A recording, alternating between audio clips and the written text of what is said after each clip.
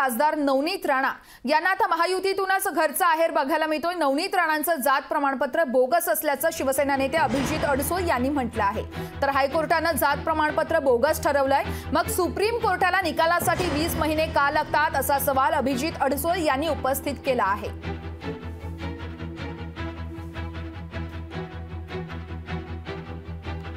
हायकोर्टाने निकाल नवनीत राणांच्या विरोधात दिलाय। त्यांचे 14च्या 14 सर्टिफिकेट बोगस आहेत।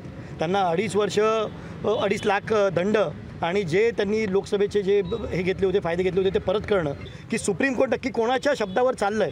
म्हणजे मलाही खऱ्या अर्थानं हा विषय माझ्यासारख्या एका सामान्य कार्यकर्त्याला पडतो की एक लोकसभेच्या खासदाराचं 547 लोक जे निवडून देतात पूर्ण 150 करोड लोकांमधून, त्याचा एक महत्त्वाचा विषय असून सुद्धा जर तो प्रश्न 20 महिने जर सुप्रीम कोर्ट थांबवून ठेवत असेल तर नक्की कुठेतरी काहीतरी सुप्रीम कोर्टामार्फत होते। लोकशाही मराठी ऐका, पहा, जागरूक रहा।